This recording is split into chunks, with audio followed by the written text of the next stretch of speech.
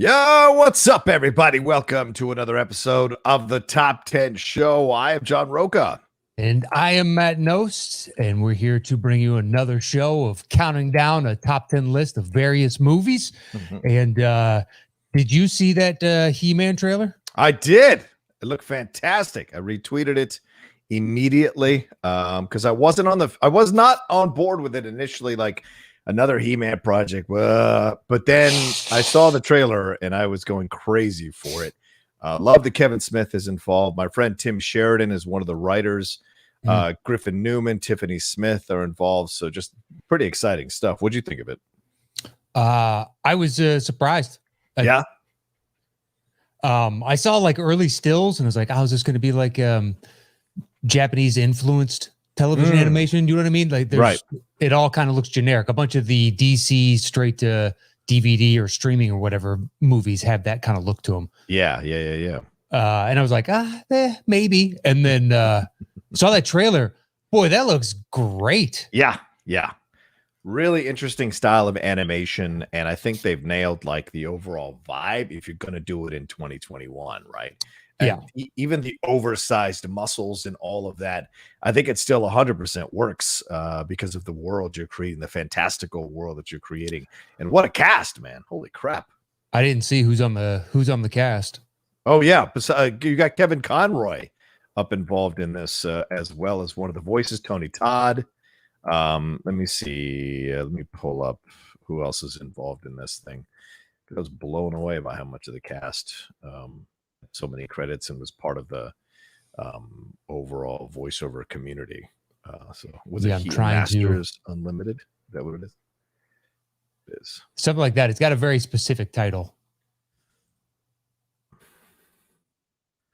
I just tried to do a search and it auto-filled with the original, and fuck you. That's not what I wanted. Yeah, absolutely. Well, shout out to everybody who's joining us while we're looking this up here, is joining us live. This is one of the perks that the $10 and above patrons get every second and fourth Thursday of the month. We go live to talk about our lists. You get to have the topics ahead of time. You get to hear and watch the show in real time. You get to have your comments brought in to the chat. All of that is available to you if you go to patreon.com/the top 10, go in the number 10 there, go and join there at the $10 and above tier. These are one of the perks you get in lieu of us being unable to come to your town. This is kind of how we're doing it. You got Diedrich Bader. My friend Susan Eisenberg over there from William Morris. She's playing the Sorcerer. Sarah Michelle Gellar's in this. Mark Hamill is playing Skeletor. Lena Headey, Phil Lamar, Justin Long. Of course, it's going to put Jason Mewes in there. Kevin Michael Richardson. Henry Rollins up in this thing.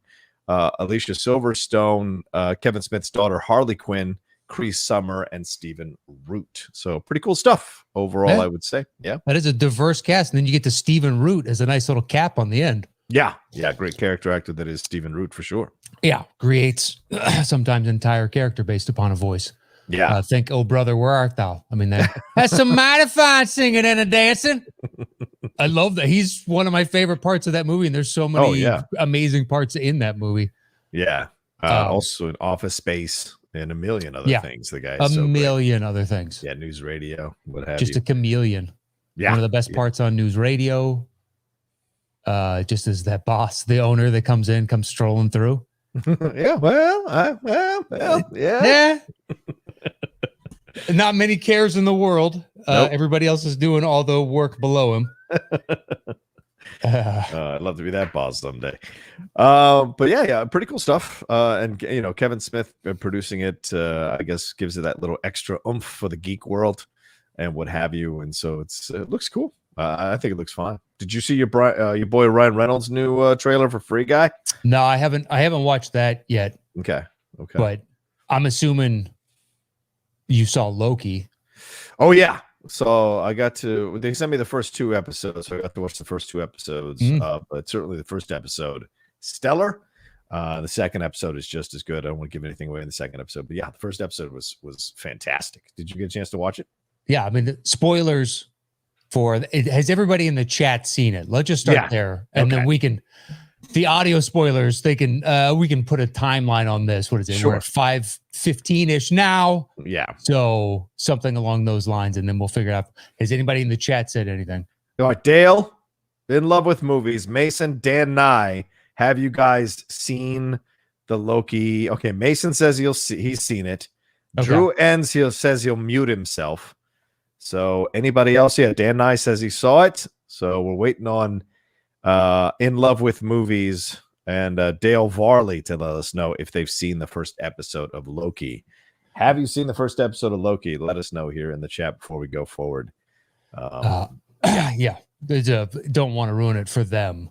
Yeah. And then if Drew hasn't seen it, then maybe I don't. Do we need to make a hand signal? So Drew, if you've got us muted, you see me make a W, buddy. It's a win. You can come back in.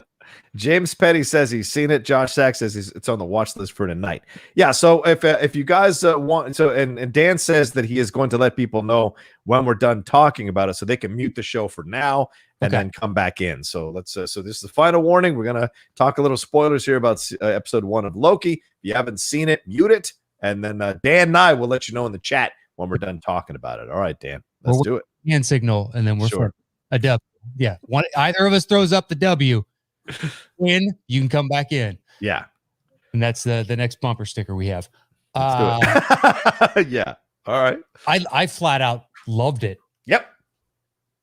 They set up an entirely new world. This is, I like the fantasy aspect of it. And, who are these three that get to determine time and fate and all that jazz? Yeah. And him coming to terms with why he's there. Yeah. It was a beautiful, because afterwards we finished it and I had to tell Catherine, I was like, well, technically Loki hasn't experienced anything that ever happened after the first Avengers movie at this point. Mm-hmm. So all of this is like, he can change the outcome of who he is, or can he? Right. So that's the thing at the end of the day. By the time the show was over, the first episode, in my mind, I was just thinking to myself, I got two sneaking feelings. And one, as we were doing our analysis, because we did our Geek Buddy spoiler review for it last night, as we were talking about it and kind of working out what happened, near the end, it occurred to me as we were talking about it, like that they've only shown the negative things that Loki has done on that tape. They haven't shown him working together with Thor to stop the Dark Elves in Thor Dark World. They don't show him doing all the things he does in Ragnarok to try to save the day, fighting Hera, all of that. And they don't show him trying to necessarily stop Thanos. They just show him getting his neck cracked, or you hear him getting his neck snapped. So it feels to me a little bit like they're manipulating Loki, the TVA is, and Owen Wilson and Mobius is a little bit, to kind of get him to do their bidding to go catch this other pseudo Loki. And then in the end, I think Loki's going to turn on them and realize what's happening. That's what I think. But that could be completely wrong, because Owen Wilson is doing a fantastic job as Mobius, and he could genuinely be like thinking of trying to get Loki to get, in essence, not redeemed, but maybe become useful in some way, even though he can't go back to his timeline from before, yeah. Very true. Yeah. I mean, right now I'm open to so many different possibilities. Oh, yeah. Yeah, absolutely. They just set up a thing of beauty from the jump. You're like, all right, you got me. I am 100%. But I kind of knew it. This also could be when I saw the initial trailers for these first three. This was the one I was excited about. So that could be influencing, but I think they really paid off. I even love the interstitial little expository video that they have to do. Beautiful animation choice. Yes. Set it in this like 1950s. Dr. Seuss was working in advertising kind of age of Americana. Yeah. It's just every choice. Wilson is fantastic. Yes. Yeah, I love the female patroller, the head of security, whatever. Yeah, B-15. B-15. Yeah. Okay. And and Gugu and Mbatha Raw. I'm always it's always fun to see her and seeing her as the judge.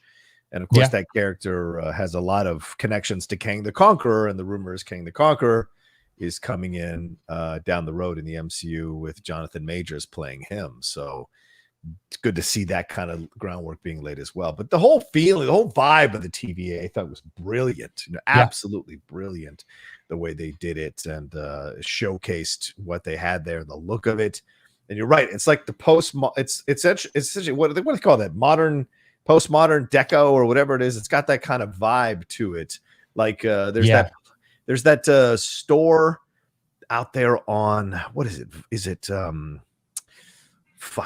forget the streets now. Oh, on Highland, I guess. Like Highland, just below Fairfax, there's that kind of like outdoor store that has all these unique things that you can go in there and buy. And it looks the former prop place. It was on the right-hand side. Yes. Yeah. They just closed like 2 years ago.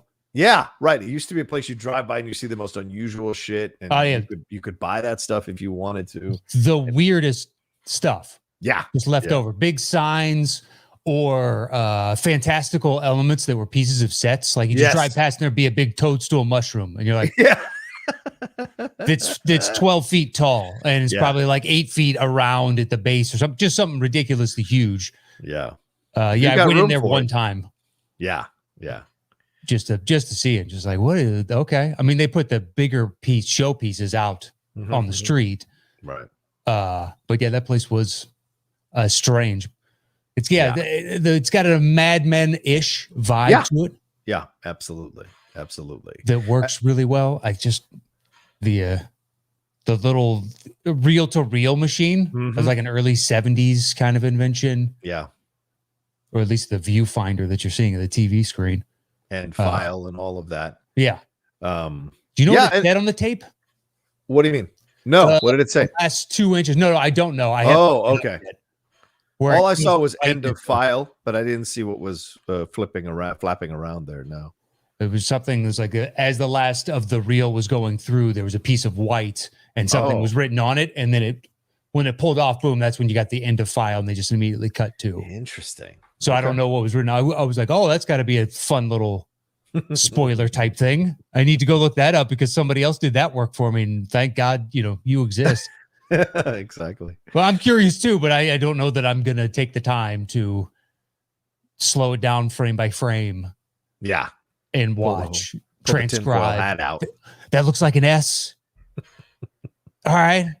That means. Yeah. Is that an N, an M? Is that part of a V? I'm not sure, but hold on. It makes the most sense. And you piece it together. And it's like initially it looks like the Zodiac code, but you fill in little things here and there. You get it. Yeah. What if it is like a Zodiac type code? And then some other person that knows way too much about this. And I'm not denigrating you. I'm just saying, it's like, I don't know where you've even found that information. Yeah. Puts it together. Yeah, puts it all together for you. Probably will end up being like Zodiac too. It's 2 high school teachers that were bored and did it over breakfast.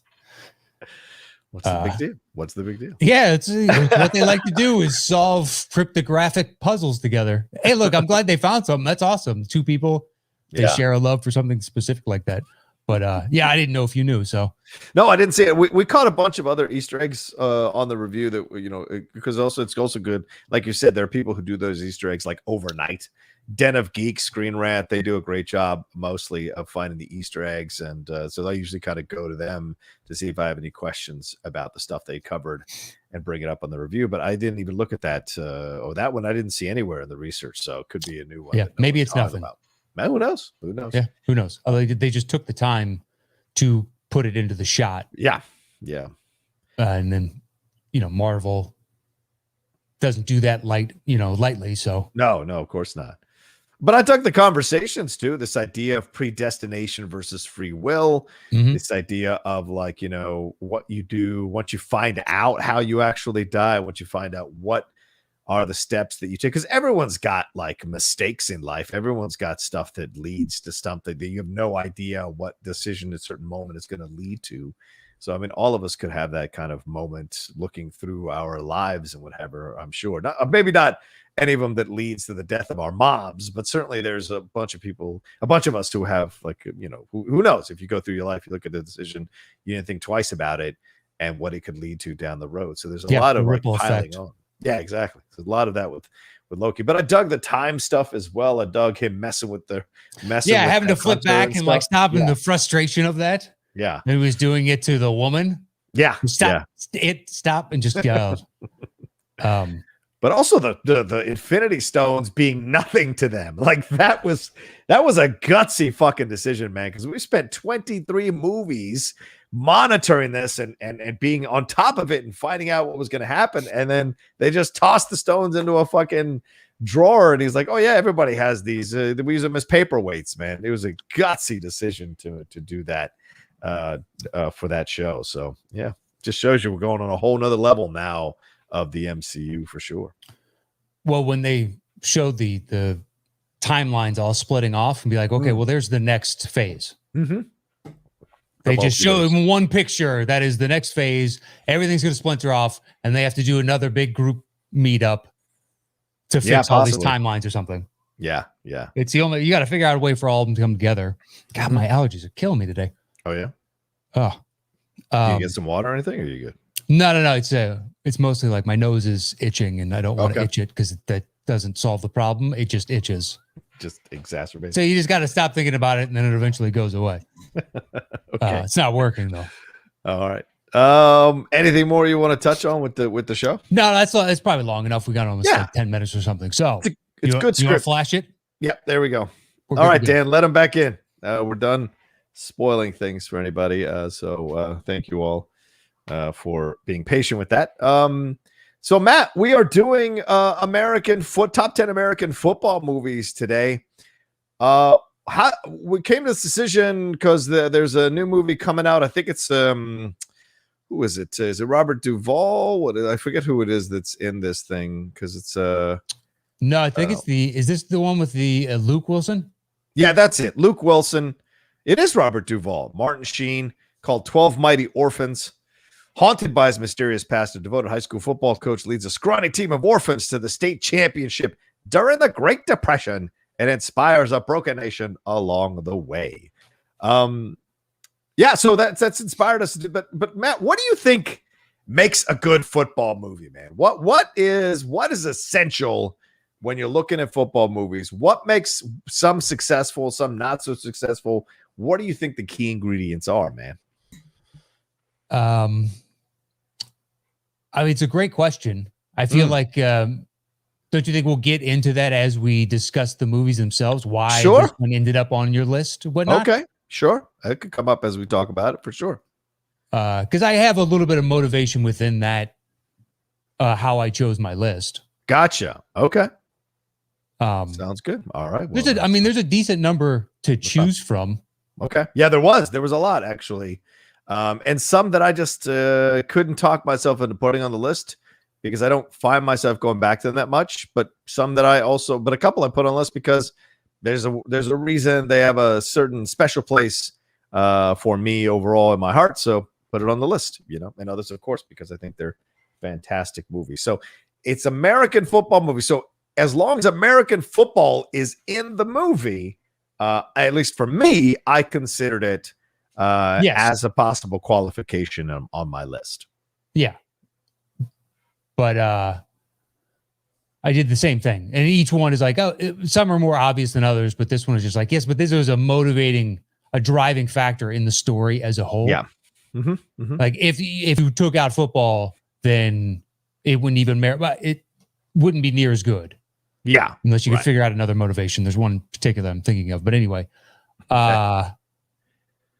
yeah, so it makes for a diverse list. There are a few where I'm just like, I mean, am I ever going to watch that again? Right. Because there's a bunch of those within any kind of sports genre. There's a few that are just disposable to me, at least. Yeah. For sure. So anyway, once we set a topic, which we did for, was it 12 Mighty Orphans? Yeah, for 12 Mighty Orphans. Yeah. God, that is a brutal title. That's terrible. 12 Mighty Orphans. That's terrible. It's terrible. You couldn't think of anything else? Have you seen the comedian from DC that does at Barkley, and they brought him on TNT last night, I believe, and he did Barkley asking Barkley questions? Oh shit! No, I've never seen that one. He does a mean Charles Barkley. I've seen Caliendo, but I think he's not as strong. So you said it's a DC comic? He's on sports radio there. Oh, okay. And that's, I guess, how they found him. Yeah. But yeah, I did Charles to Charles, and he does a mean Charles. But the one where they showed Charles the clip, I think was an even better Charles, because there might have been a slight nerves. Oh, I'm doing Charles for the first time to Charles as a relatively unknown guy outside of DC, perhaps that area. But yeah, it's good. Go check it out. I like it. Yeah, so that's how we put all this. That's how we're putting our how we usually put our list together. So yeah, I'm ready to jump into this. What about you? Yeah, I'm ready to begin, shall we? So I'll start with my 10. And Silver Linings Playbook is my choice. Well, that's a punt. That's a punt for me. Yeah. Okay. Absolutely. All right. What's your 9? My 9 is probably not going to be on your list, but it's at 9, which is The Program. Oh, go ahead, man. Yeah, James Caan. I remember this movie. Omar Epps. Yes. The one guy that was Brad Pitt's brother in A River Runs Through It.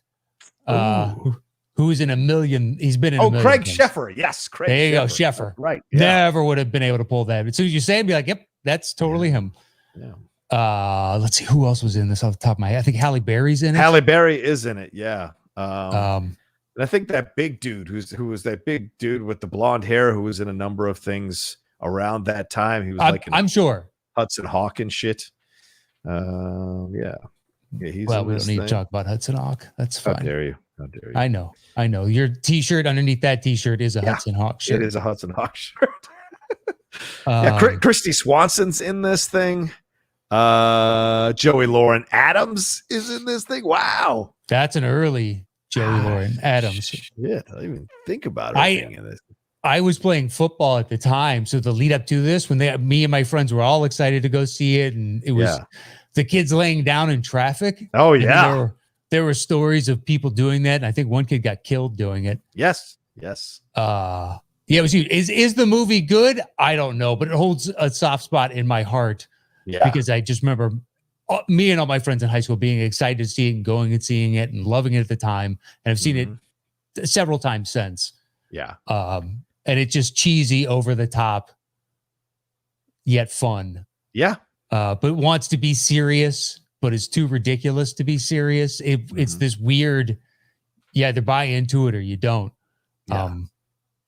It's basically if Blue Chips, if you subtract all the humor, that's Blue Chips. That's basically, I agree with you. Yeah, I agree with you. But this was at a time when college football was like massive, man. Because this is the early '90s, like '93 is the release date. So that is early '90s. College football is like huge in the '90s, and so now it was time to kind of make these movies about what it's like to be playing under the pressure of college football. We were starting to hear about, players taking money. It was like you said, Blue Chips was essentially a kind of a result of that situation happening in the NCAA on the basketball side of things. This is kind of like that offshoot of what happens on the football side of things. And who's a better college coach than James Caan? It's just the perfect college football coach, for God's sake. So yeah, it's clearly based upon a little Miami and a little Florida State. Whoa! You tell me James Caan isn't Bobby Bowden? I think he's Bobby fucking Bowden. Maybe. He's not as Southern as Bobby, but he's Bobby fucking Bowden. He is 100%. So they just took everything we associate with Miami and made Bobby Bowden the coach. All right. In my mind, because college football was huge before, but now we had systematic national televised games on Saturdays. And that was probably right around the time that Notre Dame got their own solo deal with NBC.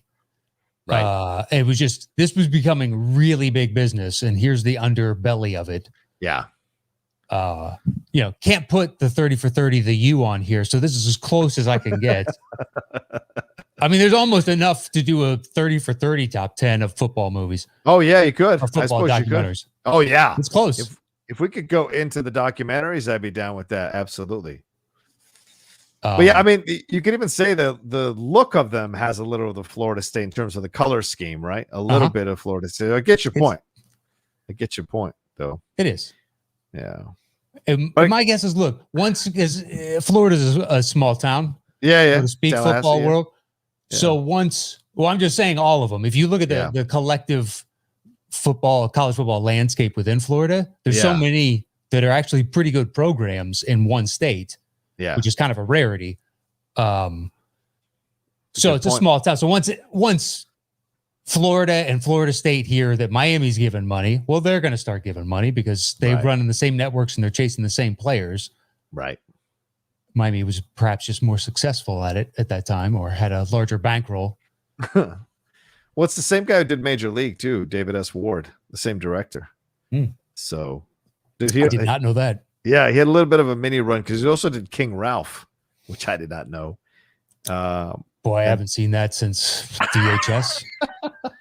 That he did Major League 2, and then Down Periscope was his last movie. The Kelsey Grammer Navy one. Yeah. I mean, the unfortunate pun is he definitely went down with the ship on that. No. That movie is not good. No. In the slightest. Man, he wrote The Sting, dude, in 1973. Holy shit. Wow. This guy had been around, I guess, for a bit. Maybe hit the nadir of what he could do. It's like, that's it. Yeah. But yeah. Interesting film, the program. I remember, and apparently they cut that scene out in subsequent DVD and maybe Blu-rays because kids were imitating that stuff. So yeah. Mm-hmm. All right. What's the that was your number 9 or 8? What's your 8? That was my 9. My 8 is School Ties. All right, all you, man, go ahead. This is the one where it's like, so if you took the football out, if he's just a kid like there on an education scholarship or something or a hardship, they'd know it coming in. So it changes the entire complexity of it. So you need football to come in because he gets the adulation of his peers and then the attention of the one girl that Matt Damon is fawning over. And that really adds to the evilness of the turn on him. On Brendan Fraser. So without the football, it utterly changes the dynamic of how we get to the overall arc, and it's nowhere near successful. You have to find something equivalent to that, and I can't think of another sport that would have that remote pull or within this kind of atmosphere, this where he's a Jewish guy that goes to just the height of what we assume is New England waspnish or waspnish. And it, the culture clash and the difference of worlds, and we get introduced to him and he's beaten up. Yeah. He's in a fist fight type of thing. He's from the rough and tumble blue collar area, but this kid can play. Kid can play. Yep. And so if you took out the football, then I just think it's too much a part of what motivates everybody to like the character on top of he seems like a good person. Yeah. So that's why it's a great movie. It doesn't go higher because the football is only used in small chunks. Yeah. But I think once again, if you took it out, it's a central part of it because it's another element of how these guys are jealous of this guy, and that's how this guy kind of gets into the situation because of his abilities on the field, and of course, and so these are trust fund babies. He's not a trust fund baby, and he's got to deal with the ramifications of walking into that world and how that world can treat you. And it's great. It's that rarity we get to see Matt Damon as a full-on villain. And his body type really worked for it at the time because he's still young, so he's scrawny and he's just kind of smarmy little, villain here, rich kid villain. And Affleck's in this thing as well, and I think Cole Hauser is in this thing. All the Goodwill Hunting guys are in this thing. Is that right? Am I right on that? Let's see. There's Mike. Oh, son of a gun! The guy that's in Dazed and Confused, but he originated one of the parts on Rent. Starts with an R, the last name. Oh, he's Anthony on Rapp? Star Trek Discovery. Anthony Rapp. He's in this? Okay. He's in that. Okay. Chris O'Donnell. That's right. Chris O'Donnell's in Chris O'Donnell. Yeah, he plays the one seemingly decent New Englander. Right. Yeah, I was right. Cole Hauser is in this thing. Cole Hauser, right. There you go. Yeah. So all the fucking Goodwill Hunting people are in this thing.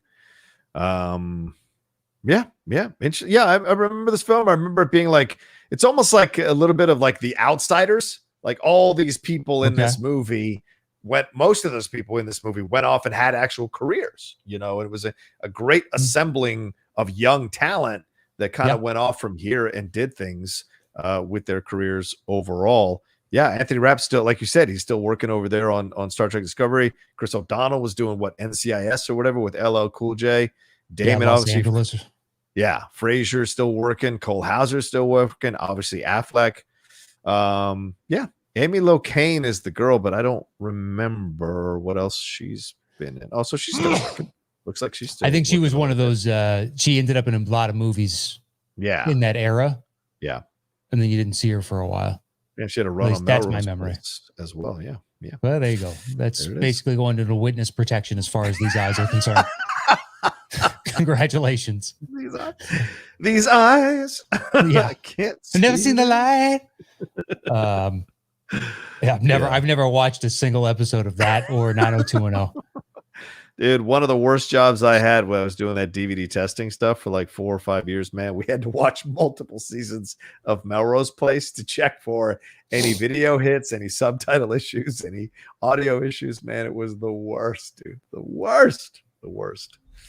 Oh, yeah. That's, I don't, I mean, yeah, you know, it obviously had a run and had fan base. I just never in a million years, anytime you see the trailer and be like, who watches that?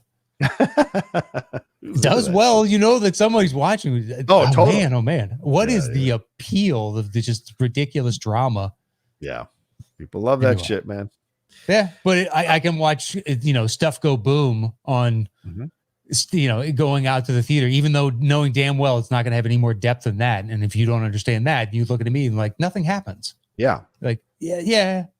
But did you see how awesome that 50-foot robot looked when it fought the lizard? The kaiju thing? I mean, that part was cool. That wasn't cool to you? Oh, yeah. Well, then the rest of the movie sucks. Then you're in some trouble, that's for sure. Yeah. Yeah, 100%. Yeah. So, yeah, good little film. Definitely good film. Who directed this thing? Robert Mandel. Dick Wolf did the story, of course. Turned it into a Law and Order episode. Wow. Yeah, Robert Mandel didn't do much, just directed a bunch of TV shows. He did the TV movie for Hysteria, the Def Leppard story in 2001. Yeah. I might have seen that. Oh, shit. He directed The Substitute. Remember The Substitute with Tom Berenger? Yes. Oh, shit. He directed that. Nice. If I'm going to watch that, I'd rather watch The Principal. Yes, with Jim Belushi and Louis Gossett Jr. It's surprisingly good. Yes, it is. And when I want bad action movie of Stand By Me, I am going to go with The Principal. Absolutely. Wow, he also did FX way back in '86 with Brian Brown. I like FX. FX is good. Good '80s. I think I have a stronger pull to FX2. Oh, the sequel, really? Okay. It's the first one that I saw. I didn't know there was an FX before I saw FX2. So you're like, you watch the sequel and you're like, all right, sure. I liked it, and I was like, oh, I was a kid. Yeah. So then, who knows? A short time later, there's an original FX, even though it says FX2 for some reason. I didn't know or understood was special effects is what it was based on, because that's what it opens with. But maybe I thought it was maybe a term. I don't know. Yep, I did the same thing with the Mad Max. I saw Road Warrior before I ever saw the original Mad Max, and I watched that religiously. And then someone was like, "Hey, man, there's the first movie." I'm like, "What?" And so I went back and rented that at the video store and watched. I didn't see Mad Max until well after I'd seen the 2 and 3. Oh, okay. Oh, shit. So you saw Road Warrior and Thunderdome, then swung back to the original, but years later. I believe I saw Thunderdome first. Oh, and then saw Road Warrior, and those were the only two that existed for me, and I loved both. Yeah. And then found out, I finally saw much later, rather, that there was a Mad Max, or watch Mad Max. I was watching Thunderdome the other night. It's on HBO Max. I watched about an hour and 15 minutes of it. Still fucking holds up. I still like it. It's still good. It's not Road Warrior, but it's still good. I think at this point, it's like it goes off the rails a couple times. Yes. The whole kids stuff like really drags it down, in my opinion. Yeah. I like it because I kind of grew up watching it. Sure. But when it brings them back into the action at the end. But Border Town, I love all of Border Town. Oh, Border Town's fucking great. Yeah. Over the top. But the domed structure they got to fight in, it's such a stupid, great contrivance. I forgot how much that dude is in the movie. The host of Thunderdome. I forgot how much he's in the movie. He's having all There's these no like way. speeches and shit. It's great. I sincerely doubt they would do Master Blaster now. Yeah, probably not. Right. Yeah, But post-apocalyptic though. I mean, shit. Who knows? perhaps. Who But knows? Such a great character. And anyway. Yeah. So that was my number 8. What do you got to tell me? Master Blaster. My number 10 is Necessary Roughness. Oh, that's a pun. Is it really? All right, Yep. cool. Didn't know it made your list. Then my number 9 is The Water Boy. A was a tough cut. Oh, wow. Shocking. All right. There it is.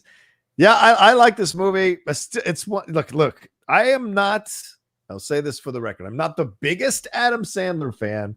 I do like some of his movies, like Big Daddy and Wedding Singer. A little more of the higher end type approach to his comedy I'm a fan of, and obviously Punch Drunk Love and what have you. But like this one, I like. I'm not even a Billy Madison or Happy Gilmore, like, oh, I gotta watch it all the time guy. That's not me. I know there are people like that out there, so I apologize ahead of time. But Waterboy is one that when it's on, I will absolutely stop and watch it because I think it's fucking funny. I love that Kathy Bates is in it as mom. Henry Winkler is the coach, and all the weird shit he does and sees in his head. Farrah Bioak's in this thing too, and Big Show is in here as Captain Insano. So all of that stuff I think I enjoy a lot in The Waterboy and his accent, and it's almost like Forrest Gump with a wire, a couple of wires crossed or disconnected, because how Forrest is like so good at football because he can just run and all that shit. Waterboy, he is so good at football, but because he's got like a screw loose, he can dial in and just play the most vicious type of football ever. So I enjoy all that. Plus, it has the shades of LSU and the shades of SEC football as well. Yeah, down south. Yeah, I know. It's. I think I would any other movie on my list. I think I would watch over Waterboy because Sandler has so many. Like it's part of the Sandler canon to me.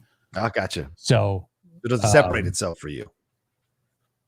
Not from that, because there's 4 or 5 others of his that I really do genuinely enjoy. I don't think you can watch Billy Madison. I can't watch Billy Madison anymore. Oh God, yeah. I loved it at the time, but I think now, whereas Happy Gilmore still has a lot of charm. It does. I'm not going to deny that. It has charm. Shooter McGavin, Carl Weathers. Yeah, Carl Weathers is great. All of that. Yeah. Young Julie Bowen. All of it really works. I don't disagree with you there. But yeah. But Billy Madison. It's a great. It probably ends up as like 11 or 12 on my overall list. Something like that. Okay. I mean, it's at 9 on yours, so it's not. Yeah, it's not too far off. Yeah, true. All right, so then my number 8 is Invincible. The Philadelphia Eagles. Yeah, okay, cool. All right, what's your 7, dude? My 7 is Concussion. That's a punt. That's a punt on my end. Okay. All right, what's your 6? 6 is Invincible. So okay. All right, we're close to. Yeah. Go ahead, man. Yeah, it's an interesting, great, a story where Mark Wahlberg plays this real life guy who the Eagles had an open tryout and he ends up making the team, which is crazy, and then goes on to be part of this run from the Eagles and Dick Vermeil coming in and kind of changing the fortunes of that town for a very short window, but still was part of this huge kind of celebrated shift in Philadelphia Eagle football for a short while. And something they should romanticize. And he embodied just the everyday Joe that can to say to themselves, I can play as good as these bums. And one of them actually made it too and did it. So I think that for the uniqueness of the story, and at that point too, it was post St. Louis Rams. So I had an understanding of Dick Vermeil. I knew who he was. Gotcha. Whereas before, if they had this come out before that run, I don't know that I would have had as much resonance with the Greg Kinnear character. And I believe that's who plays Dick Vermeil, isn't it? Yes, Greg Kinnear. So it gave me a little bit more of a connection to it overall. And it had the impact, like, it's going to hit the sports movie cliches in this. Oh, yeah. All of them. It's got to. There's otherwise, why are you making this? Right. And it's so successful at it, I think, is why it lands on my list. Like, I think it's genuinely, look, it's going to hit the cliches, but it's one of the ones where you're happy that it does because it does them well. Yeah. Yeah. What about you? Yeah. I mean, this is one that I only recently saw in the last few months. I kind of resisted it because I was like, Wahlberg in a football movie. I wasn't sure about it, but so many people had kind of been positive about it. And I guess for whatever reason, I was just kind of in the mood one day and I put it on to finally watch it. I was like, damn, I don't know why I resisted this movie. Yes. Does it have occasional cheesy moments? Of course. Sure. That's part of the sports movie, any sports movie, no matter what sports movie you're doing, it's got a part, it's going to have a little bit of that to it. But there's a really earnest acting job from Mark Wahlberg as this character, Vince Papale, something like that. He does a really good job making you connect to him and making you like be invested in his journey. Because it's almost like The Fighter. Like The Fighter is another thing that he does really, really well in making you invest in this kind of underdog situation. And a guy who's kind of figuring it out as he goes along and trying not to get too overwhelmed by it. And Elizabeth Banks is good in this thing. Kevin Conway is good in this thing. Who else is in this movie? Michael Rispoli is in this thing. And so like everybody around him really works. And then I think Greg Kinnear does a fantastic job as Dick Vermeil. He looks nothing like Dick Vermeil, but he does embody the essence of Dick Vermeil as a coach. And I was a fan of those Philadelphia Eagles teams in the early 80s because I was just born in Philly, but the Redskins weren't quite good yet. So for me, I became like an Eagles fan through the 78 to 80, 81, 82 era. And I cheered for them as they were getting killed by the Raiders. And then eventually, as I was more and more ingratiated into DC and got a little bit older, I became a Skins fan and have stayed so for the rest of my life. But like, I love Dick Vermeil as a coach of the Eagles. He was great. His emotions on his sleeve the whole time. He was such an unusual coach for that time in so many ways. And then when he finally won that Super Bowl with the Rams, I was really happy for him overall. So look, I think it's a damn good movie. And it's like, it doesn't take itself too seriously. It doesn't try to give you these like grandiose moments. It's very much rooted in kind of the Philadelphia vibe, which is not taking anything not making anything too important or too serious, very foundational and lunch pail blue collar vibe to it, which I like. Yeah. Without a doubt. So anyways, my number 6. Yeah. All right. So then my number 7 is Friday Night Lights, the one with Billy Bob Thornton. That is a punt. Okay, this is going to be a very curious list when we get there. All right, so then my number 6 is The Last Boy Scout. I couldn't do it. No, I love Last Boy Scout, but the football was relatively instant. Like you could have put anything in there. I applied the school ties as like, could you take the football out and it has no? You could have made it basketball. You could have made it baseball. Horse racing, runs out and kills a horse in that opening scene. Yeah. Stupid and ridiculous because he needs to win the bet. I don't know. Right. So, but go for it, dude. I love Last Boy Scout. Yeah. I really enjoy this one. Tony Scott directed this one. It's one of those Bruce Willis vehicles that worked for me back in the 90s. Still works for me now. Every once in a while. It's got that weird thing. Like, why is he doing a jig at the end of the movie? I don't know. It was a weird thing to throw in there. There's some great fucking moments when he's talking to his wife and his buddy who's sleeping with his wife in that moment. And he's like, it's an accident. Oh, it's an accident. Would you slip and your dick fell into my wife? Come on. And so there's like these great little moments here where he's a harder edge guy. And I think the football does matter because that's his connection to this guy. And he was a fan of this guy when he was a football player. So there is that kind of like a negotiation he's having, seeing one of his heroes go this low and then having them come together to try to capture the criminal. And the whole ending is at the football stadium. So to me, it does have. You're right. It does have that part of it that is essential to it. Could he have been a jockey? But yeah, how believable would it be that Bruce Willis would be a fan of a jockey? That's a little bit of a stretch. So that's why I give it a little more credibility to the football side of things. Plus that opening, man, of that guy running and pulling the gun out and everything like that. Like, man, that's something that in the 90s I thought was crazy. Nowadays, I don't know. I don't know if it can happen or not, but people get crazy, man. So, and we see in the NBA in the playoffs, people running out onto the court. Those are fans, obviously, but you never know. Have players get too hopped up or players get too intense, what could happen. So overall, but just a fun movie, good action movie, still holds up. I think Halle Berry's in this one, right? Is that she is? Right on that? She plays Damon Wayans' love interest, right? Type. I believe she might be a dancer. Yes, she is a dancer. Yes. Yeah, it is. So unless you're a fan of Bruce Willis, I don't know if you could recommend this to someone. You know what I mean? Yeah, it's a bit rough at times, that's for sure. Some of the stuff that happens in the movie, but it's like so of that specific era within macho man cinema type of thing. Yes, and it was appealing to a very specific, but they were hoping relatively broad, but a very specific kind of taste when it comes to movies.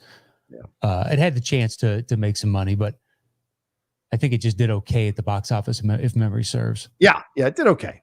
Like most of Tony Scott's films, they did okay at the box office. Okay to good. That's usually the Tony Scott area. By the way, Gandolfini is in this as an uncredited henchman way back when. Wow. In this, who else did I see? Eddie Griffin. I remember Eddie Griffin's in this. Young Eddie Griffin's in this. Who else was? Oh, Morris Chestnut is in this. That's right. And Billy Banks. I forget Billy Banks is in this nonsense. Chestnut was in it. Yeah, and perennial actor in a sports movie, Chelsea Ross is in this as well as the Senator Baynard. Okay, he was in Hoosiers and Major League and all of that. So yeah. Mason Sasser, he says, "Yeah, I'm a fan of when Bruce Willis still cared, for sure." It's a great way to put it. It is. It's true. Now, anytime I see him on a poster, I know the movie's got awful. Oh yeah, and it's going straight to DVD. It's going straight. Yeah, there's no way it's going straight to streaming on some service that you don't even have access to. You know, it's something for like Chinese state television, and just like, well, they don't release that here. I don't get that. Sorry, man. I can't. I'm not getting a VPN to see that. I don't know how many firewalls I have to put up to get behind that red curtain. So, no thanks. All right. Well, there we go. There's our bottom fives for on our lists, and we're going to take a quick break, hear from ourselves sponsoring and promoting something, and then we'll be right back right after this, Matt. All right, and we're back. Matt, we're going into our top fives here on this top 10 American football movies.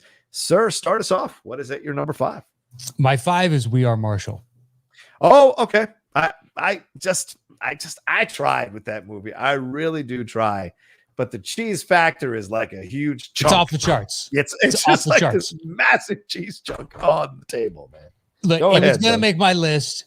And then when I was talking to Catherine about it, and she was like, well, We Are Marshall is making your list. Like, it looked like it actually meant something to her. You saying Catherine influenced your decision to put it on the list? Wow. To put it at 5. It was going to make my list. But I was like, wow, okay, so if she has that kind of resonance and she could give a fuck all about sports movies and sports in general. I mean, she cares because I care, and God bless her. I love her for it. She'll ask questions and, so blah, blah, blah, blah, blah, just whatever. Yeah. But she doesn't really give a shit, and she wouldn't pay attention unless I did. Right. And the fact that that was the first thing, and she thought of it quickly, and she can't do that with many movies. And I was like, wow. So if it captured as much of her attention, how many other people that aren't sports fans managed to see this and be like, it was just a great movie because it's so cheese. It is so cheese at times. But it's a heart-wrenching story. So it kind of makes sense you would make something so specifically uplifting, because do you want to dwell on the depressing reality of what led to what happens in this moment?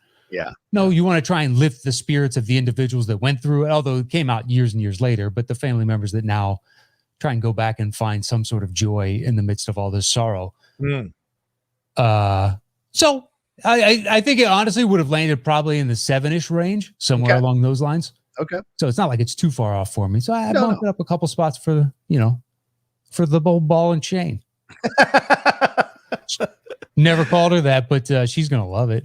Yeah, I think so. I don't know a person who doesn't like being called the old woman. The old lady. It's my old lady. I was studying this category for the Schmodown for a recent match, and I had put this like as one of the things to study. I had no idea until we were starting to study for these sports movies categories that McG was the director of this movie. And I'm like, what? McG? So pretty surprised to see him be a director. But then that may be the reason why I didn't like it as much as other people. He's all over the, I mean, yeah. This one's more successful for me, whereas something like Terminator Salvation, there's a good movie in there somewhere. Yeah, you can find it. You can edit it in there somewhere. You can find it, sure. Or go back and reshoot and take certain story elements and follow those. Yeah, true. And instead of what they focused on, that's usually what I do with McG and be like, this, you had something here. We are Charlie's Angels. Charlie's Angels isn't bad. But there's not I'll never see that again. Yeah, that's fair. Whereas at least Terminator Salvation, there's a chance. But Charlie's Angel, I didn't like it at the time. I thought it was fine. Right. And then did they make 3 of those? Just 2. 2.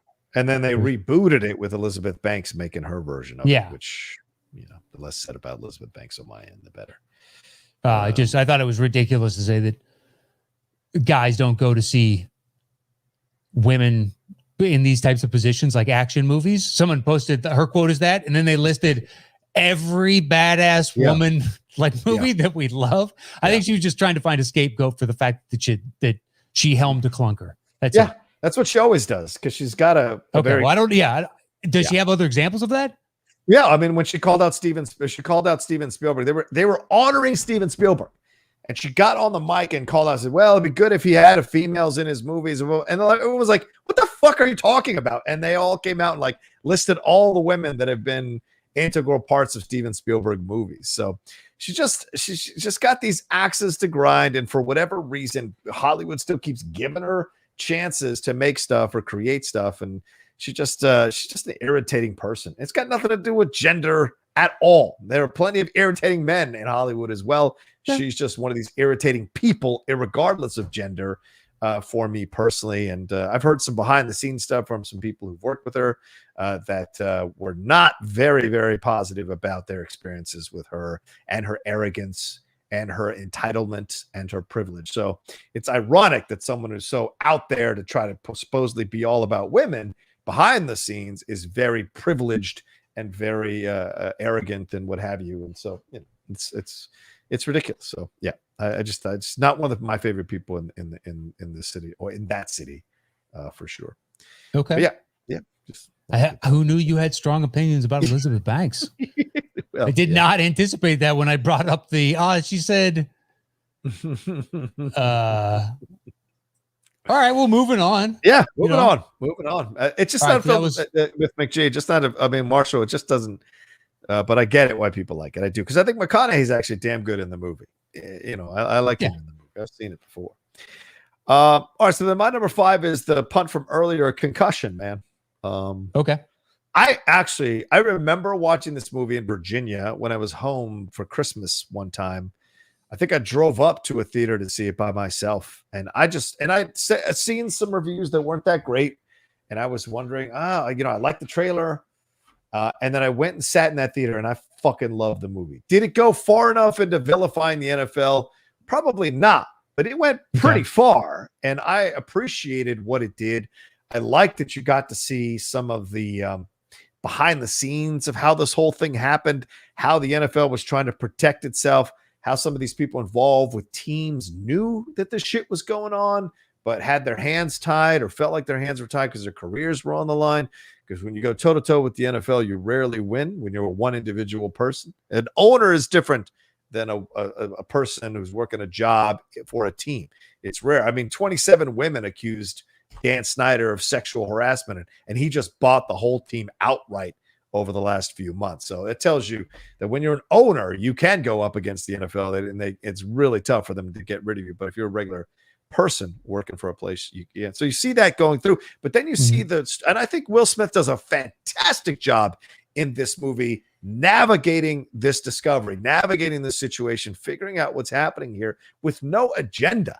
He is just following the science. He's following the evidence as it's being laid out. And in the meantime, he's also, kind of figuring out how to, as an immigrant, to buy a house, to like have a life, to build himself as a member of the community, and being a member of the community, investigating the Steelers in Pittsburgh.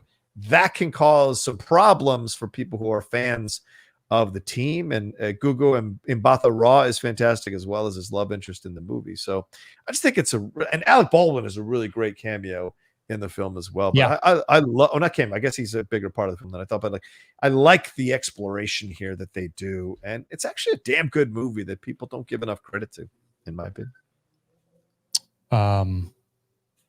Yeah, I think because the overall, it ends, where it's going to end too. Yeah, true. And it feels so unsatisfying. But I think that is also part of the point. To show that this situation has not been resolved. So how you feel about it as you watch it, and all the things that have come out over the past, 8 years or so about CTE and how it affects people long term. It makes it harder and harder for me to watch the game.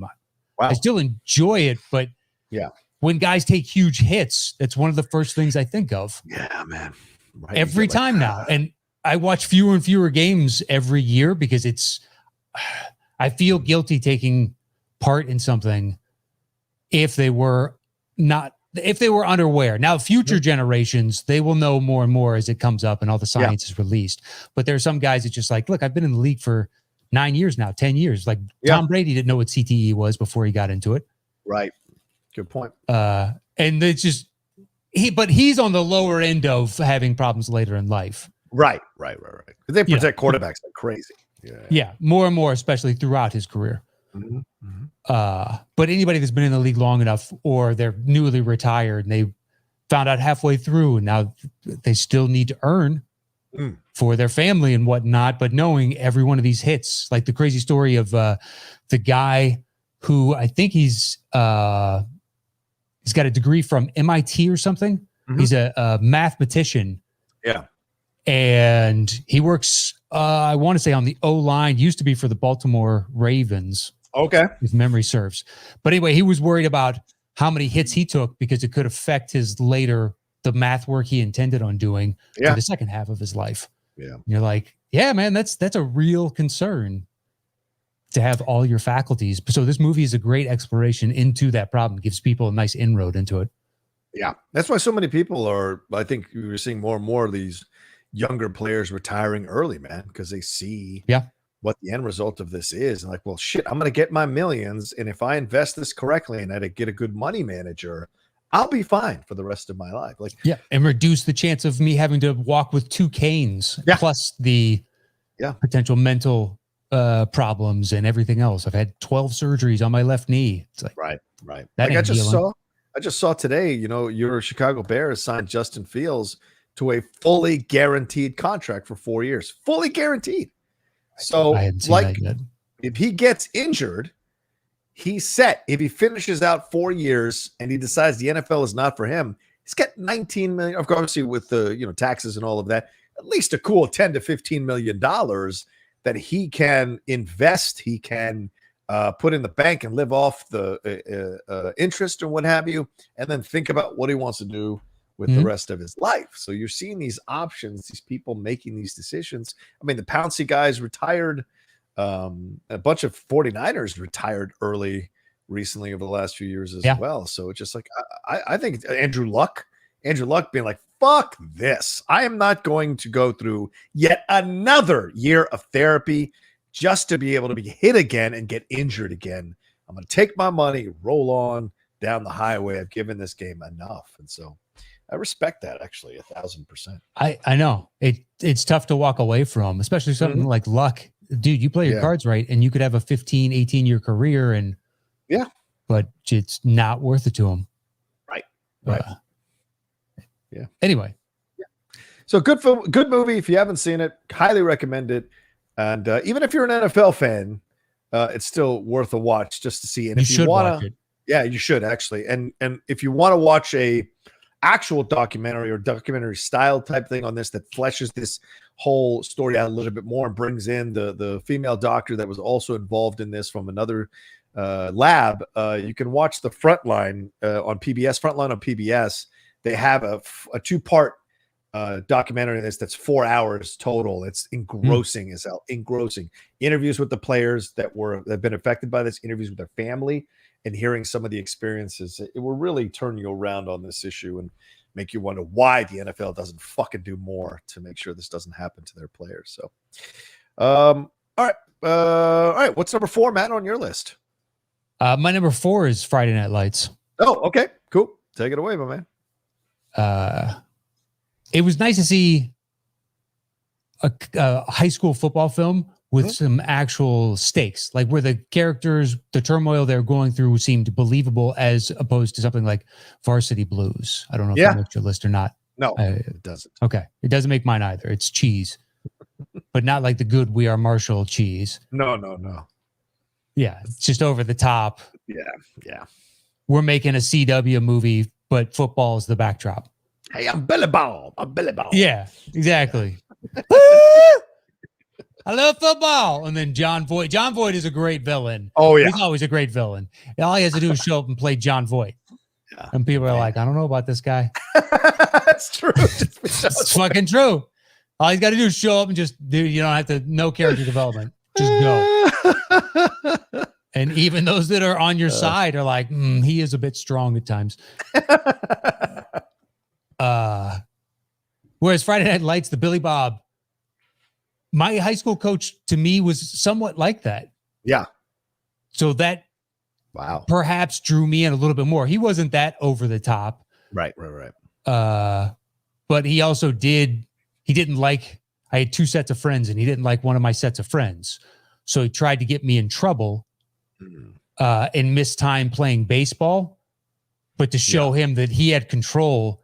And if I did it during baseball, he wouldn't lose me during football. It was kind of brilliant and evil. And I just quit both sports.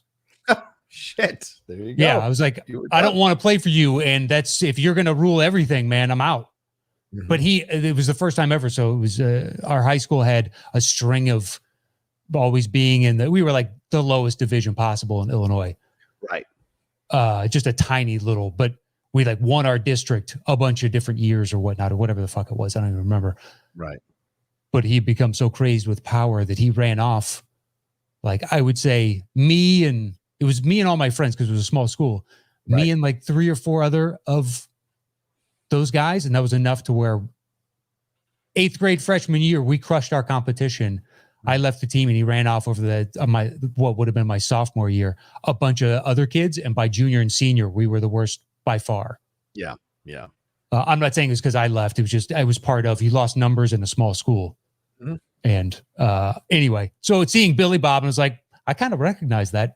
That seems very real to me. So it's always had more of a punch. Once again, he was not Billy Bob. Billy Bob is pretty brutal. Yeah. But the turmoil with like Tim McGraw and that family life dynamic. Yeah. I love that. Yeah. It gave it a realness and a more grounded, perhaps some of these kids are going through some terrible things at home and with their families, the pinnacle of his success in life was being a high school football star. Right. And that's all he's holding on to, and just kind of the shattered life that he leads. Yeah. So it's got a good balance. Plus the football scenes themselves are pretty great. Yeah. I agree with you, man. Yeah. And, Peter Berg directed this thing, who's a damn good director, and you get the feeling of what it's like to be a high school football fan in Texas. Everyone talks about how Texas is a whole nother animal when it comes to high school football, and the intensity rivals anything you find in college stadiums or in NFL stadiums, the kind of slavish devotion they have to their teams, and then what that pressure is like on the family, and how apexing in high school or peaking in high school can really affect the mental state of so many of these guys, and they go back and relive the time. And it's because like they couldn't. Go ahead, man. Well, yeah, it's what? I said it's like PTSD. Yeah, almost, yeah. Because for them, that was the height the best they could ever do at anything, And because they can't reach that height again and have people cheering them in the stands, whatever they're doing, they can't like figure out how to negotiate life without saying terrible things about themselves in their head and essentially becoming a self-fulfilling prophecy of being unsuccessful in life. You know, it happens. It happens to a lot of people, man, in the sports world who can't seem to like make that transition without some kind of damage to themselves emotionally. Oh, and full disclosure, the baseball coach that I quit on was the lead assistant coach of the football coach. So that's why I was like, the basketball coach wasn't part of that circle. Oh, okay. That's good. At least there's some place for you to go. But I didn't play in high school basketball because I was just like, you know what? I'm kind of out of sports now. That's fine. It's a small school. So it's just like the basketball coach was like the juniors math teacher. So I hadn't really met him yet. So he didn't know. By the time I met him, he's a good guy. I would have played for him. Yeah. But I was just kind of like, oh, I'm good. This is a lot. Anyway. Yeah, Lucas Black is the quarterback, I think, in the film.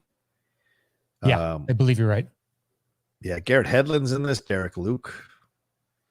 Yeah, Connie Britton, right? Because Connie Britton comes back in the TV show. Right, with what's his face?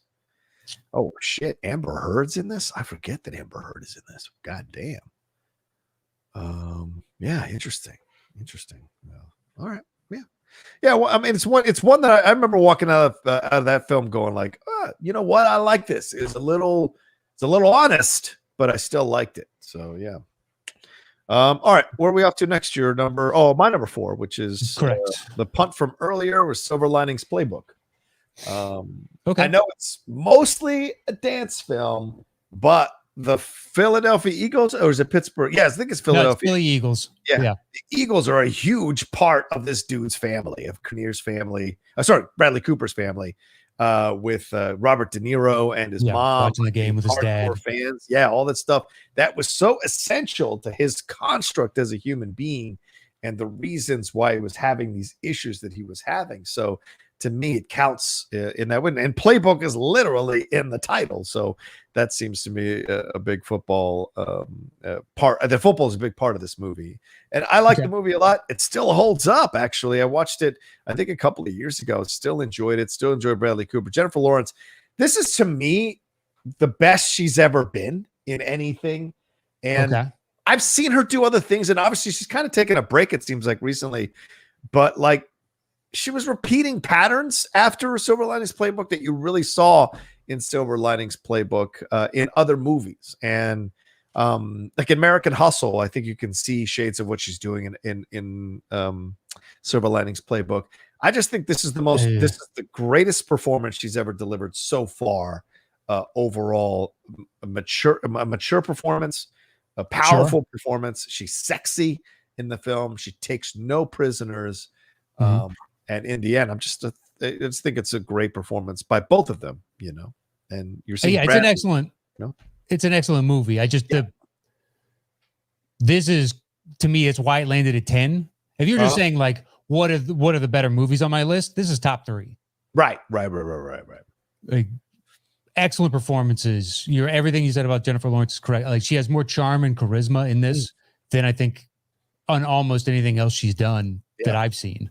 There are a few blind spots, but I don't hear great things about the movie. It's not her fault. I just don't hear great things about the movie. Like Passengers, I've never seen. Oh, God. Exactly. That's everybody's reaction to it. I'm like, you know what? I have a finite amount of my life. Yeah. I don't need to see everything. I'm fine with skipping this one because I'll see other stuff of theirs. I still like the 2 of them. Yeah. Woof. But yeah, just the football. It could have been the Sixers. It could have been the Phillies. It could have been anybody to me. But they do watch this. So there's the ritual of watching the game with your dad. Yeah. The obsession. The football could have been interchangeable. That's why I landed at 10. I was like, I know football's in it, but it's not really about football. I think you're right. It is more of a dancing film on some level. It is. But I know but their relationship is predicated on the football connection. Correct. Yeah.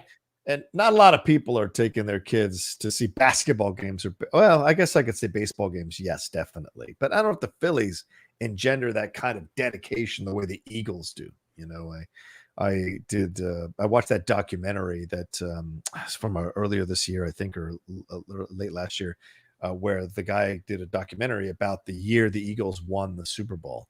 He just happened to be profiling the Eagles that year. He had no idea the Eagles were going to win the Super Bowl, obviously. He just felt like he wanted to chronicle what it's like to be a Philadelphia Eagles fan, and it just happened to be the year they won the Super Bowl.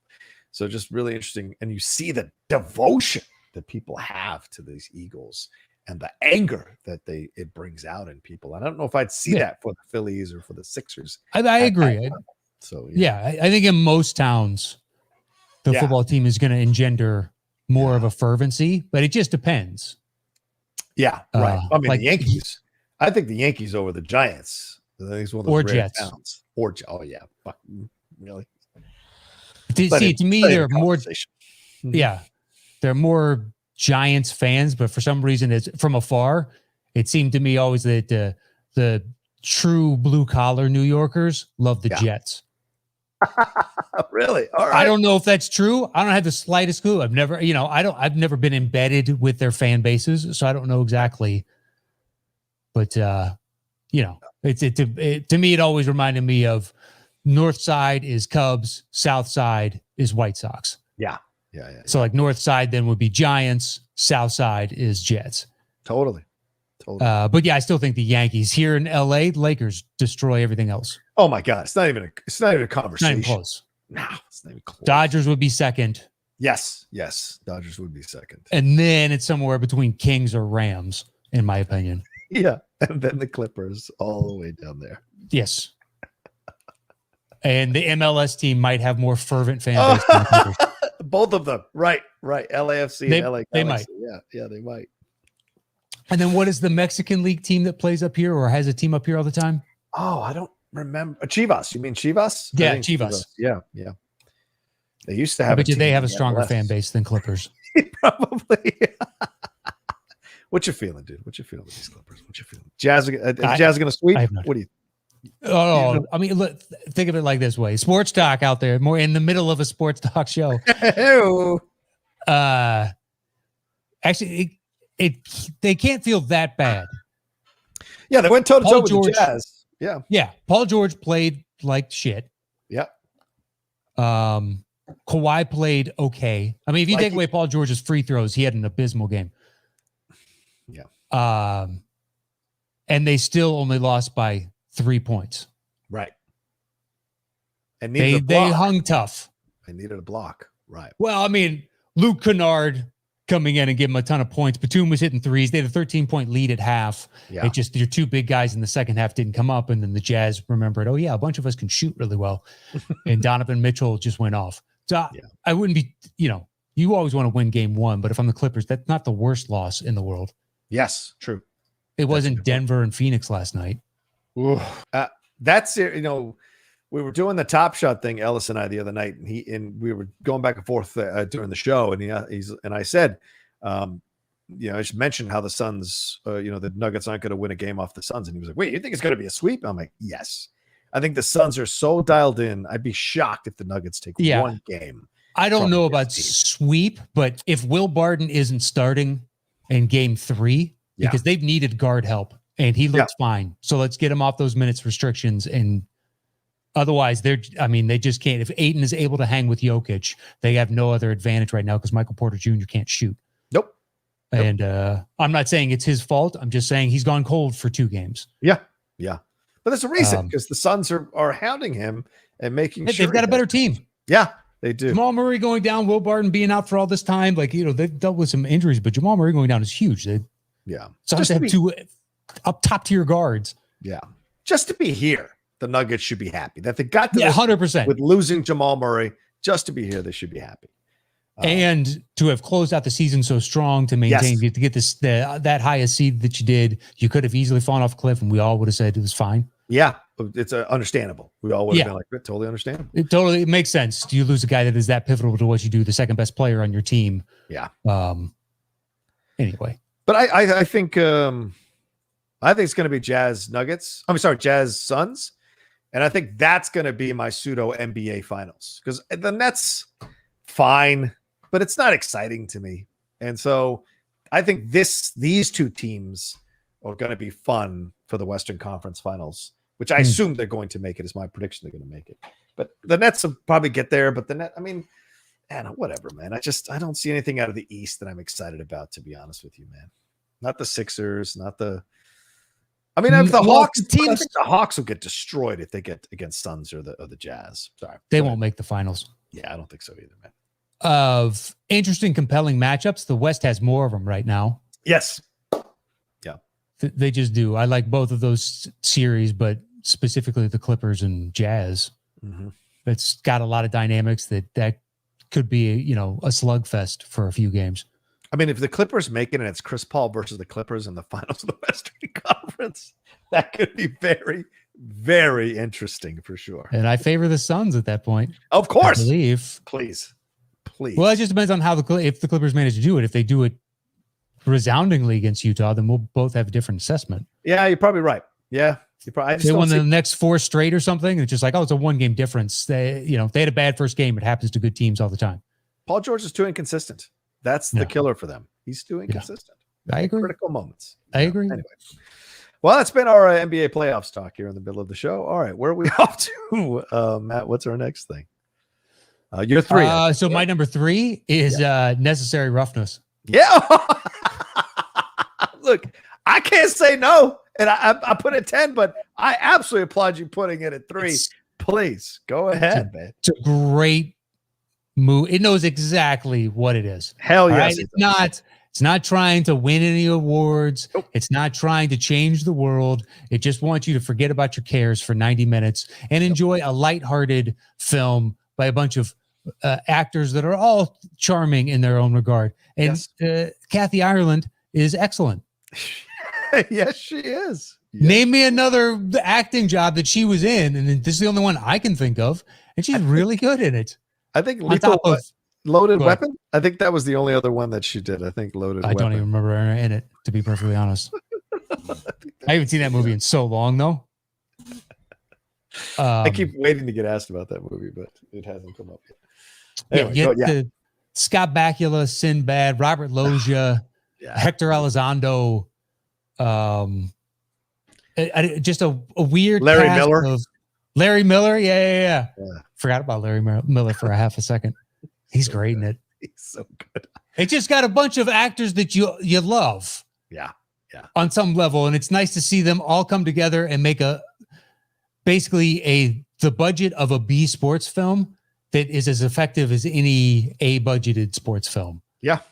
With a bunch of individuals that I have liked through numerous movies and TV shows. Why not spend 90 minutes seeing these unlikely group of, if you like The Replacements, this is a much better movie. Yeah. This is a much better movie. That's why much better movie. I don't get why people like The Replacements. I've watched that movie. It's about the Skins, and I still don't like that movie. It is boring. It is so cheesy, man. I'm just like, it's fine. It just doesn't do anything for me. The madness of this movie too is like they play to train in the season.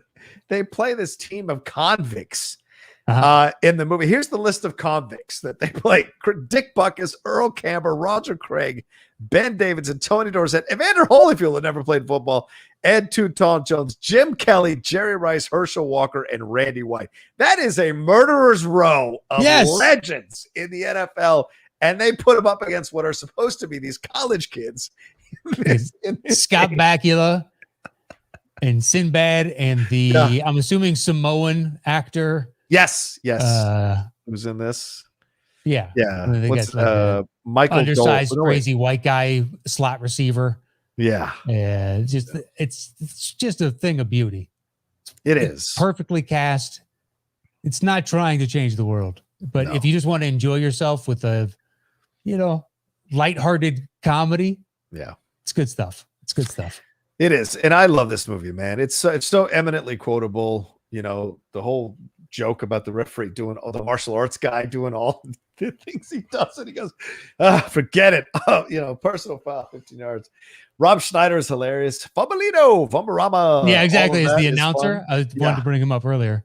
Brilliant. And Larry Miller. I mean, I had a pocket of time where I was the massive Larry Miller fan. I loved his delivery, loved his stand-up, loved him whenever he showed up in anything. He's a great villain. in this movie as well. And then you get Jason Bateman before the second coming of Jason Bateman, right? There's Jason Bateman as a child actor who a lot of us watched on the Hogan Family, Silver Spoons, whatever. And then he kind of got lost for a little while doing these weird little movies and popping up in small spots like this. And then he becomes Jason Bateman again as he gets older. So it's really funny to see him at this stage of his kind of comeback into prominence in 1991, because it's kind of he's a receiver who always drops the ball because the ball becomes too big in his mind, and you got his storyline that you got to follow throughout this whole thing as well. And you're right, Kathy Ireland is great coming in as the kicker, and it's so funny because we just had that happen, I think, for Vanderbilt, where they brought in a female kicker to kick a field goal or something like that during a college game. So yeah, you might be right. I know it. I remember reading the story, but anyway, yeah. And I mean, Loja's fucking Loja, man. Loja's just so good. Straight. Come on. This is the perfect like Robert Loja casting. Oh yeah. Perfect. And he's not even the head coach. Nope. That's Hector Elizondo. That's what makes it even. It's like, oh man, you got Robert Loja for this. This is awesome. Yeah, he's great. And Hector's great. He's like the kind of like calm coach, making sure putting all together. Like his scenes with him and Bakula are actually kind of sweet. They're actually kind of sweet scenes. For sure. They have a good rapport. Yeah. And of course the stuff with Harley Jane Kozak, who plays the love interest for Scott Bakula. She's you've seen her in Arachnophobia and Parenthood. She's Rick Moranis' wife in Parenthood. Yeah. It's great to see her getting some fun in this thing as well. So it's a damn good movie that people need to give a little more love to or talk about more when they talk about these films. It gets forgotten when they talk about these. It was the last film this guy did too, Stan Dragoti. It was the last film he did was this film. He had done The Man with One Red Shoe and Mr. Mom and Love at First Bite, one of my favorite films from Love at First Bite, the Jim Carrey? No. Love at First Bite is the George Hamilton one where he's Dracula in the 1970s. Oh, wow. Oh, yeah. That is one of my favorites. Oh, no. Jim Carrey's was First Bitten. Yeah. Or Once Bitten, I think. Once Bitten. Yeah. Yeah. All right. What are we off to next, my man? Oh, my three, right? So correct. My three is Jerry Maguire. Okay. Yeah. Is that your time film? Not your film? All right. It's not on my list. Got it. Yeah, I love this movie. Still love this movie. Cameron Crowe has never come close to being as good as he was in this movie. I know people love Almost Famous. I get it. But for me, Jerry Maguire is the peak of Cameron Crowe. Absolutely love this film. Tom Cruise is great in this. Cuba Gooding Jr. won an Oscar off this movie. It is the introduction of Renee Zellweger. And there's some great philosophy when you're watching this movie that I think is really essential in life. I like the twists and turns. The kid is so cute. And everything that happens here with the character. And of course, football is such an integral part because Rod Tidwell, the Cuba Gooding Jr. character, is playing for the Arizona Cardinals. Glenn Fry is the coach of the Arizona Cardinals in this whole sequence. And of course, Regina King playing his wife as well. Don't want to leave her out. But so much about the film is still charming to me, still works for me. And I love the football aspect of it all and the pressures and trying to, break out from doing the mattress stuff to actually doing bigger things. The aspiration of a wide receiver who's a bit of a diva, wanting to actually become a great name in the sport and make his money and the fight he has. And he goes with Jerry because he just has this feeling that Jerry Maguire is going to make it and make it happen for him.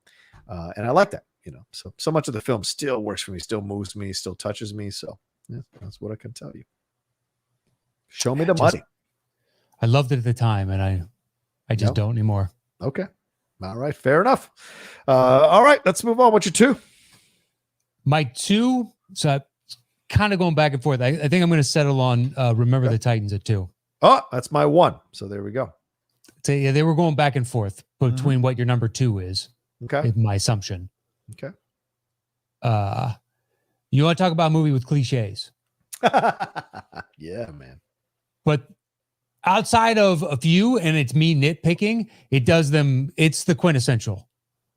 Oh, yeah. It's got gut punch after gut punch. Mm-hmm. And as much as you'd want to laugh at the team bonding and how they're going to heal the racial tensions of this town through the friendships and whatnot. And yet it still seems kind of real, especially when that kid gets into the accident and the other linebacker has to go to the hospital. Oh yeah, man. Yeah. There's an emotional impact there that you can genuinely feel.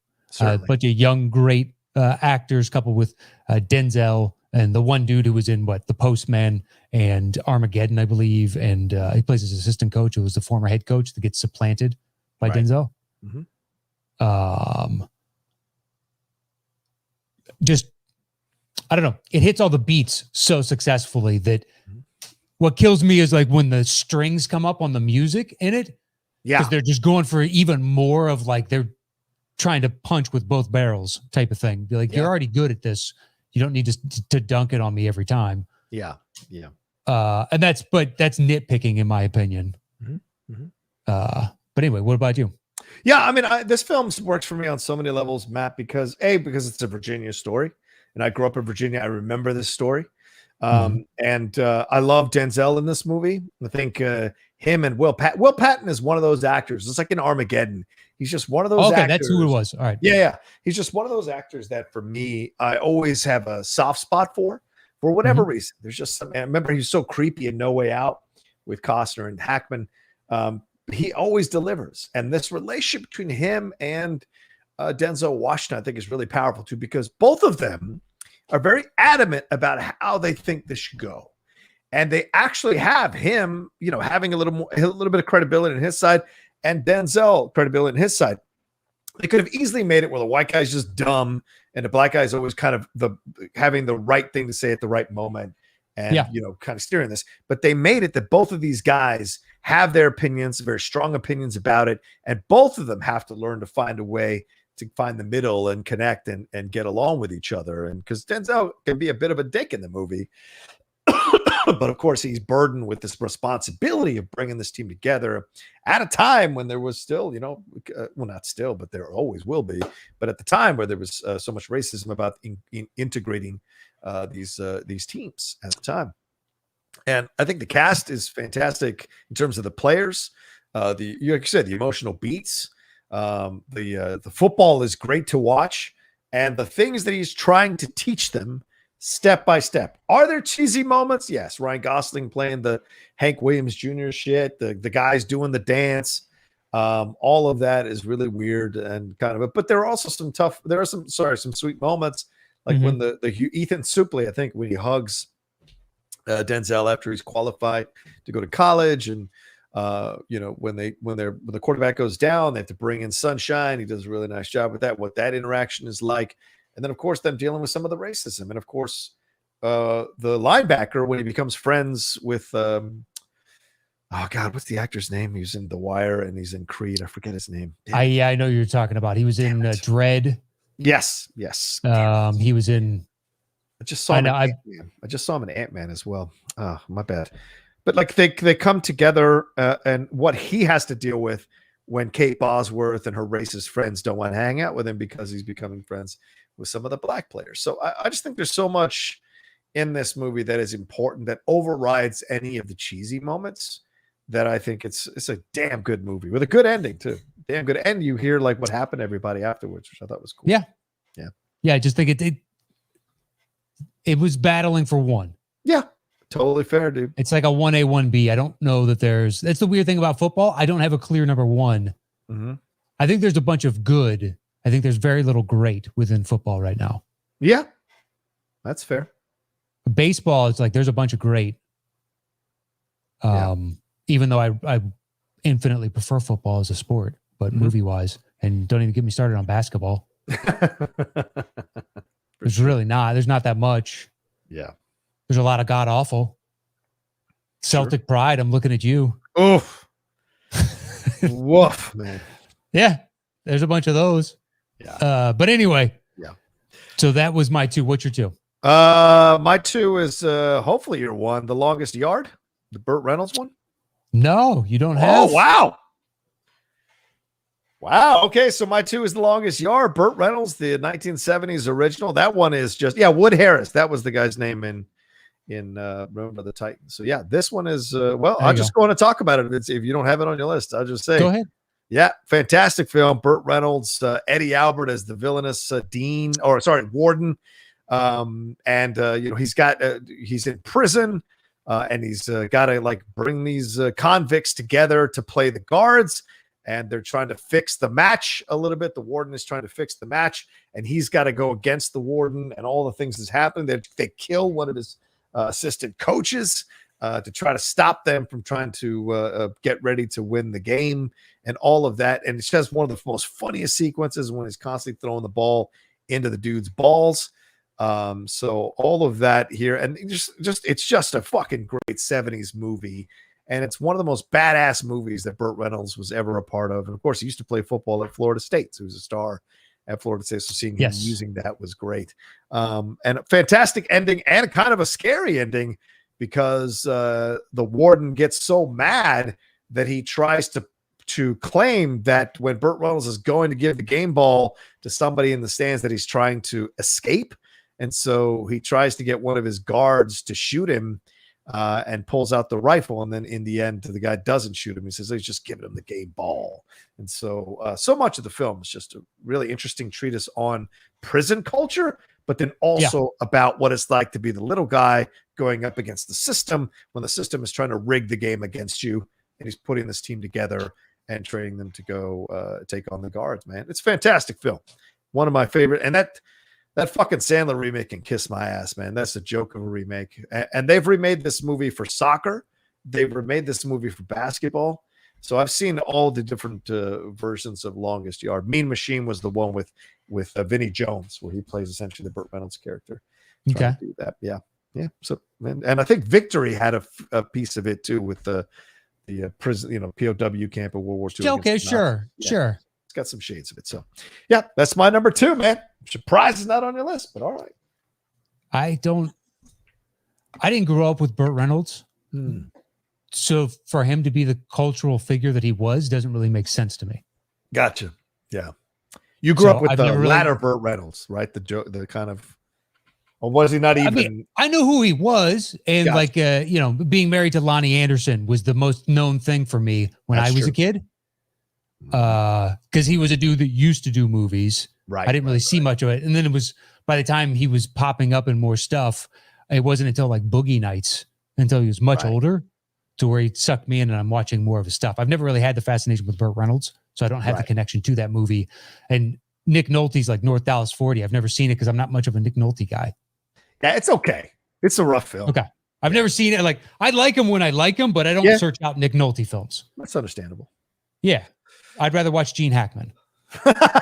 If you go back and watch 70s stuff, you're going to watch Gene Hackman. Well, just for that type of care. I'm not saying they're the same, but they do play like blustery guys that their top can blow.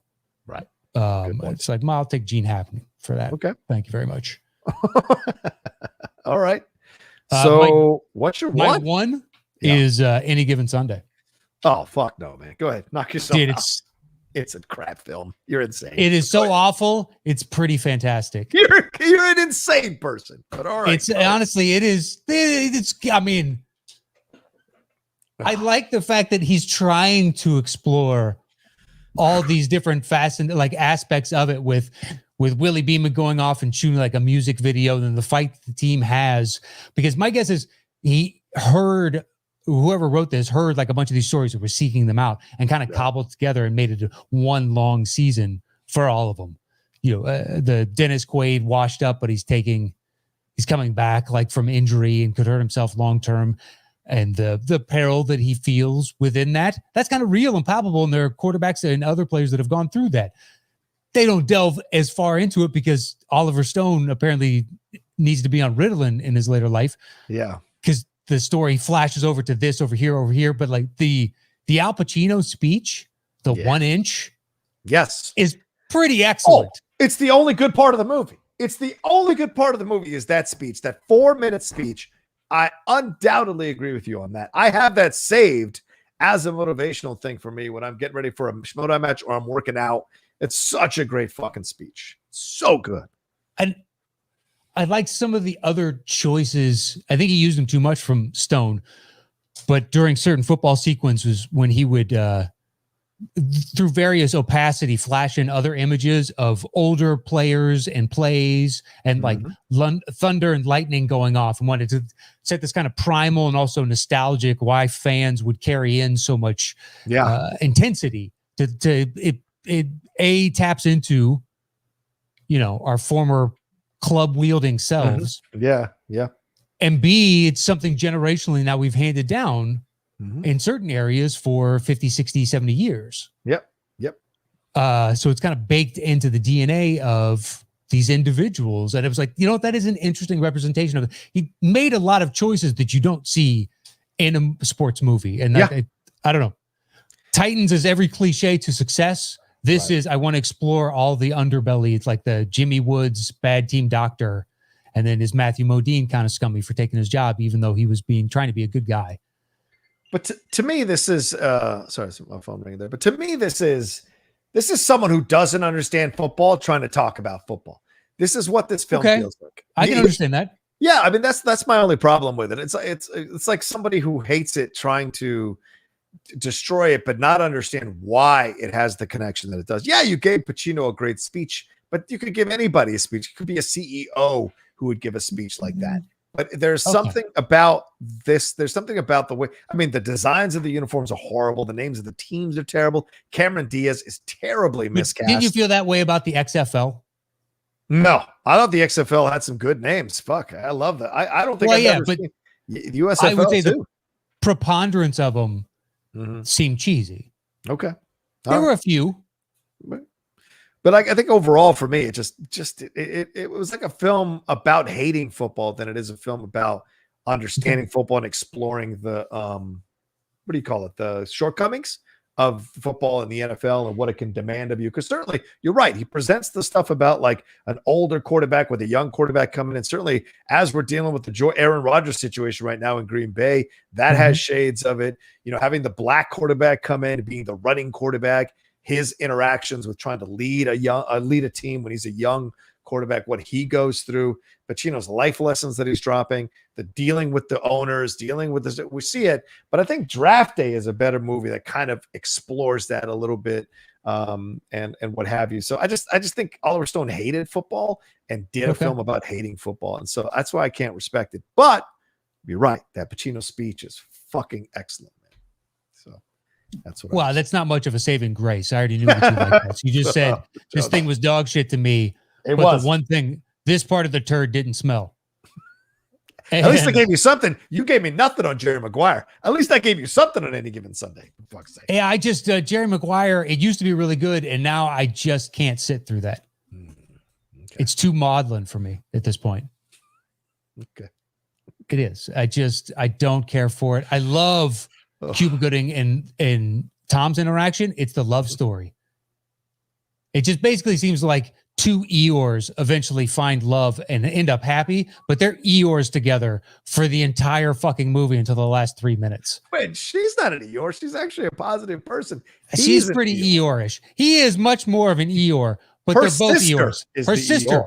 That's the Eeyore. See, she's the calm Bonnie in Hunt? The middle of the storm. Bonnie Hunt. Bunny Hunt is great. She's my, when it comes to the dynamic of all of them, she's my favorite part. All right. Fair enough. All right. Well, there's our separate lists for the top 10 American football movies. And we say American football because we know we have international fans who see football as soccer, as we see soccer in America as soccer. So we wanted to say that top 10 American football. Now let's put this thing together. Matt, again, I don't have the bongos. Jake Goldeneyes, I will be reaching out to you, my man. Don't sweat it. In fact, maybe while we're putting this list together, I'm going to bring up the link and send it to him of what the bongos that I want. or we want, rather. All right, man. Let's put it together. What do we do here? Titans has got to be number one. Yeah, I imagine so. Then we have like Necessary Roughness at 310. Friday Night Lights at 4 what? 4-7. 4-7. We have Invincible and Common. That's at the bottom. Concussion is 4-7. 5 for me. 5-7. Okay. Do you want to just? You So your number one is what again? Oh, yeah, Any Given Sunday, right? Any Given. And yours is Longest Yard. Yeah. I would imagine more people would agree with you on Longest Yard, so we can do Longest 2. Okay. And then Any Given Sunday. Okay.